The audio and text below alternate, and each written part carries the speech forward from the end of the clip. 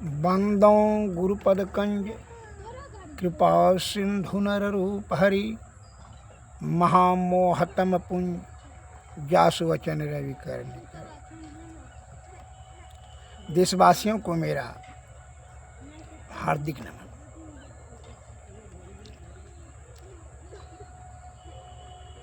सत्संग योग के श्री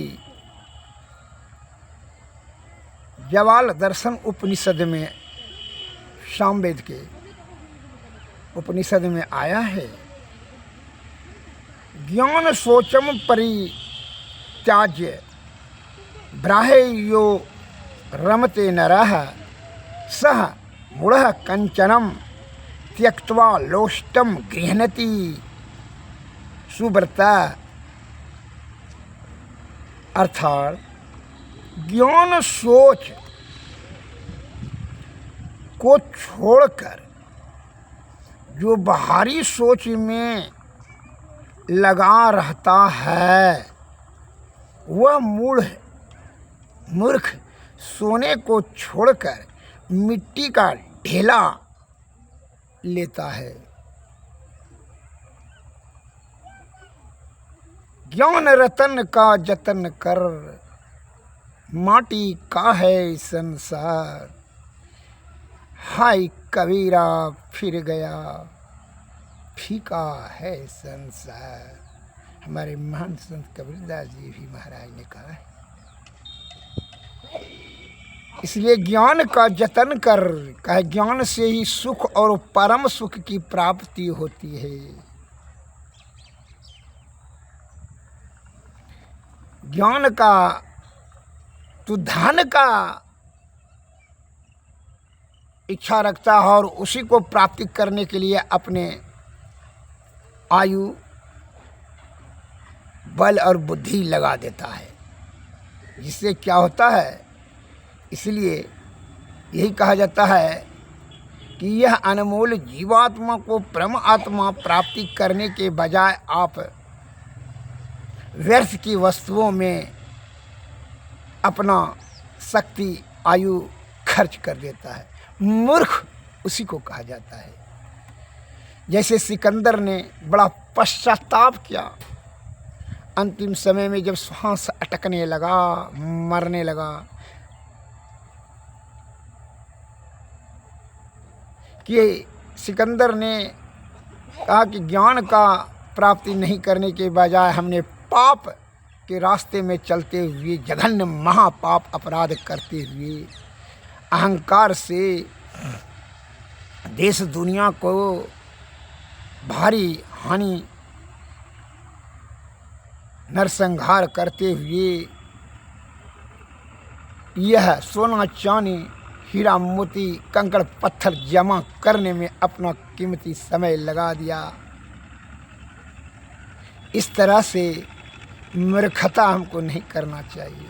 इसलिए संसार को संदेश दिया सिकंदर ने, अपने सैनिक को मरने से पहले आदेश दिया कि ताबूत से मन अर्थी से हमारा हाथ दोनों बाहर कर देना, ताकि दुनिया में संदेश जाएगा कि दुनिया का सिकंदर एक दिन मालिक था और एक दिन मरने के समय में हाथ पसारे खाली था।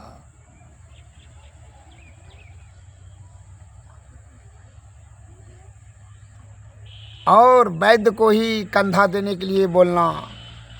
तीसरा दिया आदेश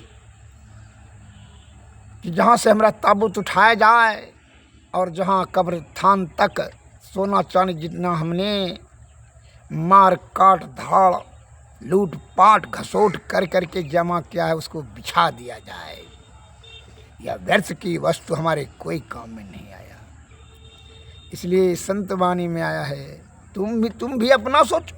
का सिकंदर का एक तो उदाहरण मैंने दिया कि तुम जीवन भर जो छल कपट प्रपंच आडंबर और पाखंड से बेईमानी शैतानी से धन जमा करने में, सुंदरी स्त्री जमा प्राप्त करने में जो अपना समय लगा देता है, तो क्या अंत में कोई काम आता है? कुछ नहीं। और तृष्णा हो जाता है कि अब जो हमारा धन इसने लेगा उसने लेगा, लूट लेगा, घसोट लेगा, पुट लेगा। इतना हम शैतानी बेईमानी से किए जामा, और जो है अब ये तो दूसरे ने भोग उपयोग करेगा, स्त्री को भी उपयोग भोग करेगा दूसरे ने। तुम्हारे मन में और तो है दूसरे विचार, मरने के समय में भी पश्चाताप होता है। इसलिए तू ऐसा काम क्यों करता है मूर्खता वाला, जो कि मरने के समय में भी तुमको दुख ही प्रदान करता है, सुख तो होता ही नहीं है। इन 99 का चक्कर तू छोड़ दे, जो 99 का चक्कर सिकंदर को लगा था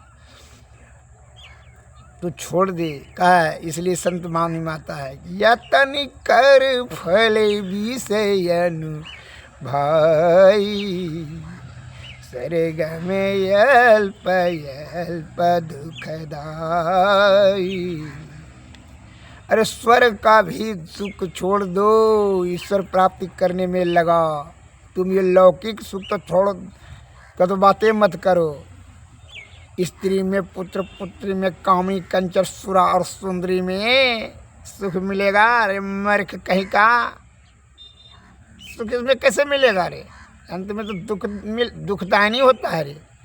कष्ट का ही तो जड़ होता है, मूल उसी के जड़ के। सुत बित नारी भवन परिवार, हुई जग में बारंबार। वो तो 84 लाख जीव में कहीं भी जाएगा तो सूत बीत नारी भवन परिवार सब एक होता है। कीड़ा मकोड़ा, चिड़िया, हाथी, घोड़ा, गधा सबको सब एक होता है। ये थोड़ियों को बात है कि तुम ही को। अरे तुमको जो है चेतन जीव प्रकृति ने बड़ी कृपा करके बनाई कि तुम यह तन को सुरक्षित रखते हुए तन के माध्यम से ही मोक्ष की प्राप्ति कर ले। नो कि तू विषय भोग में इसको जीर्ण शीर्ण कर कर करके आयु और बल बुद्धि सब तू गमा दे। लोभी लंपट लालची, इसलिए कहता है लोभी लंपट लालची, तीनों से भक्ति न हो। अब भक्ति करे कोई सुरमा, तन मन लज्जा खो। है लोभी लालची लंपट पनी छोड़ दो।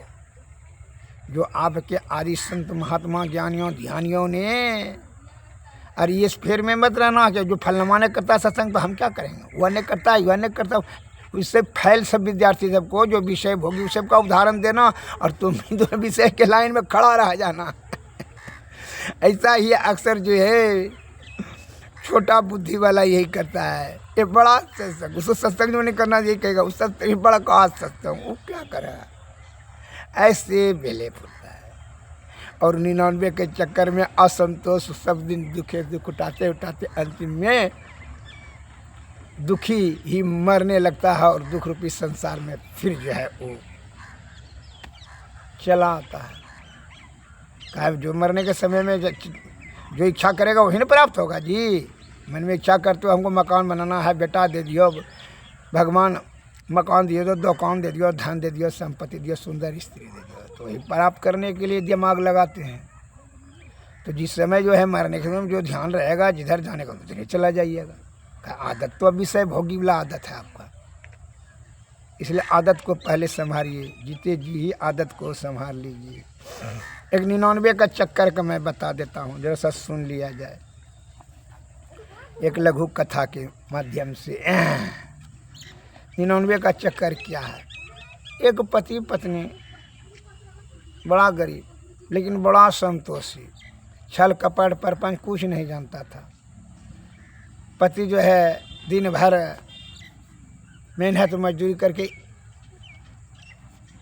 एक आना कमा कर लाता, उसी में जो है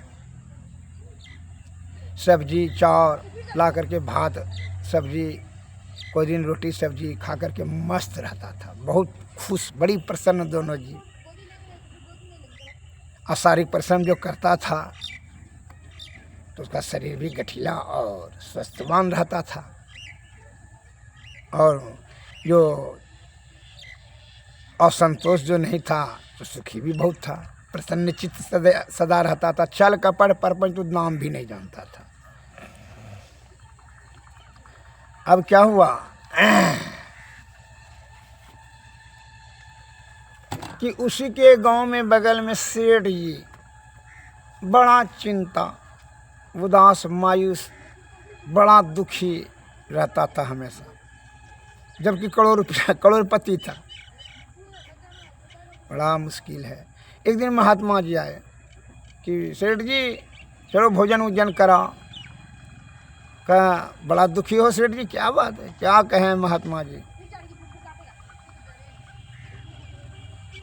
हम जो सोच रहे थे कि वो 20 बीघा का प्लॉट लेंगे वो नहीं हो सका। जो है बेटा सोच रहे थे कलेक्टर बनेगा, अभी तो नहीं है बन पाया है, दूठो बना, तीसरा तो है नहीं है बना, उसी के फेर में है। बड़ा उदास रहते हैं।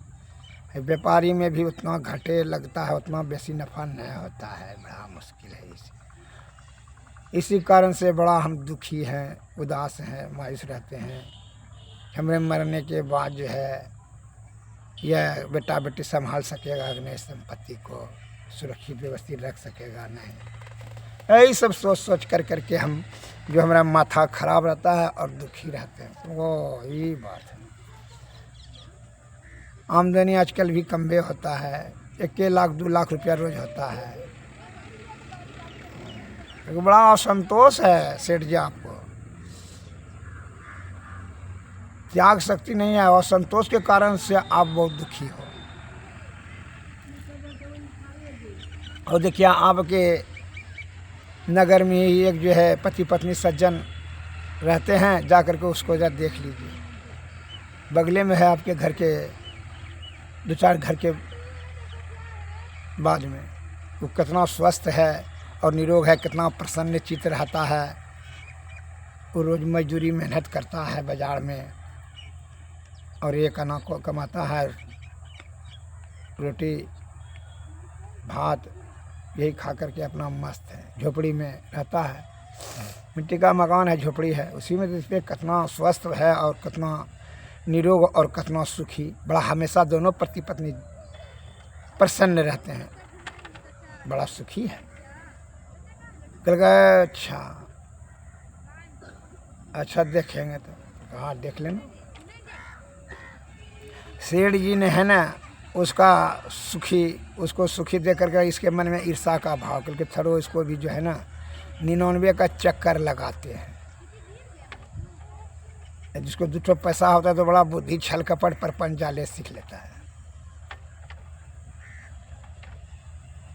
तो 99 रुपया एक बटुआ में करके उसके अंगना में फेंक दिया, वो मजदूर के अंगना में। सेठ जी ने बस सवेरे उठा, उसकी पत्नी देखा 99 रुपया है, तो उसने गिना, दोनों जीव ने कहा 99 रुपया है। क्योंकि सुनो जी, एक अना रोज कमा के लाते हैं, जब 16 आना ने एक रुपया हो जाएगा तो 100 रुपया हो जाएगा।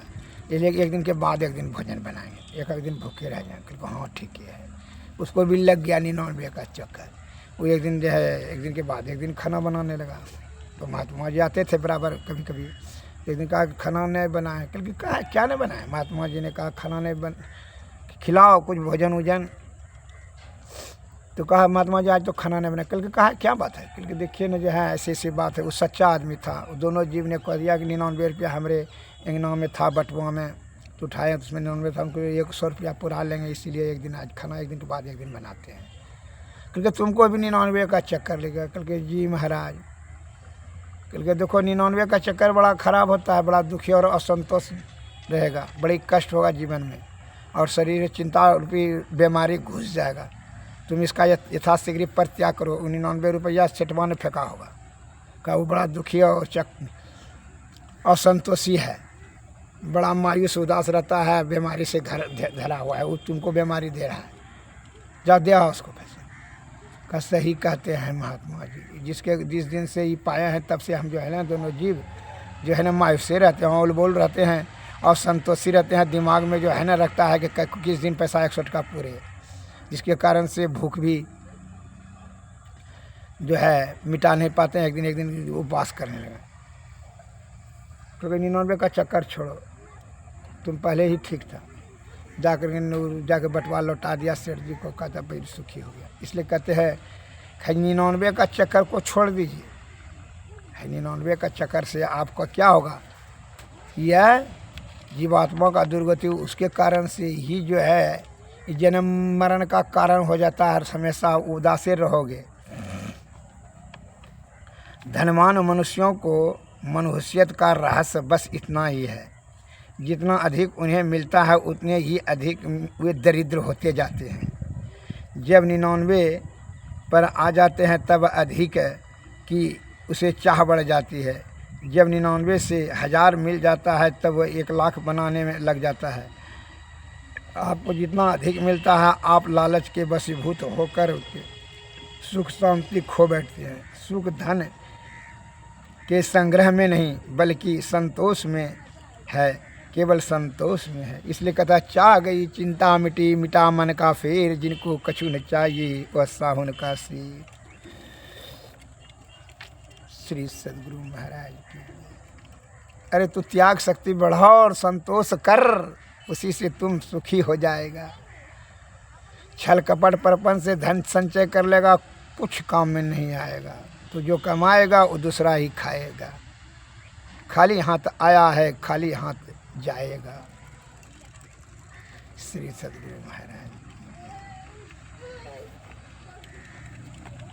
शुद्ध चित्त आत्मा से यह जीवन को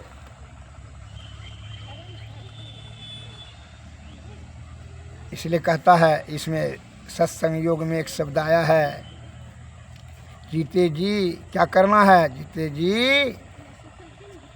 ईश्वर प्राप्ति करने के बारे में जो है जतन करना है। इसलिए कहता है, जीवत ही करुआ साधु भाई, जीवत ही करुआ सो, जीवत समझे जीवत बूझे, जीवत मुक्ति गढ़वास साधु भाई, जीवत ही करुआ सो। जियत कर्म की फांस न काटे, मुए मुक्ति की आशा साधु भाई, जीवत ही करुआ सो। तन छूटे जीव मिलन कहते हैं, सो सब झूठी सो। अबहु मिला सो तबहु मिलेगा, नहीं तो जमपुर वासा साधु भाई, जीवत ही करुआ सा। दूर दूर ढूंढे मन लोभी, मिटे नगर तरासा, जीवत ही करुआ सा। साथ संत की करे न बंदगी, कटे कर्म की फासा। सत गहे सतगुरु को चिन्हे, सतनाम है विश्वासा। कहे कबीर साधन हितकारी, हम साधन के दासा। जीवत ही करुआ सो साधु भाई, जीवत ही करुआ सो।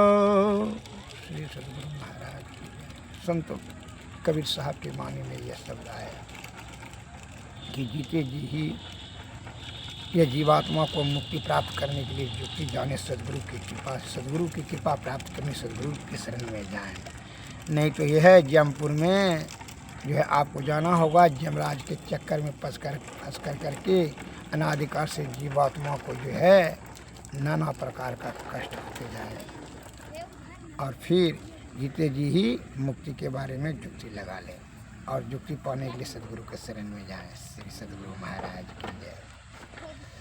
आरती तन मंदिर में कीजिए, दृष्टि जुगल कर सन्मुख दीजिए। चमके बिंदु सो सति उजल, ब्रह्म ज्योति अनुपम लख लीजिए। जगमग जगमग रूप ब्रह्मंडा, निरखी निरखी ज्योति तज दीजिए। शब्द सूरत या व्यास सरल तर, करि करि सग सर कही लीजिए। ऐसी जुगति काया गढ़ त्यागी, भव ब्रह्म भेद सकल मल छीजी। भव खंडन यारति निर्मल, करिमहि अमृत रस पीजिए। आरती तड़ मंदिर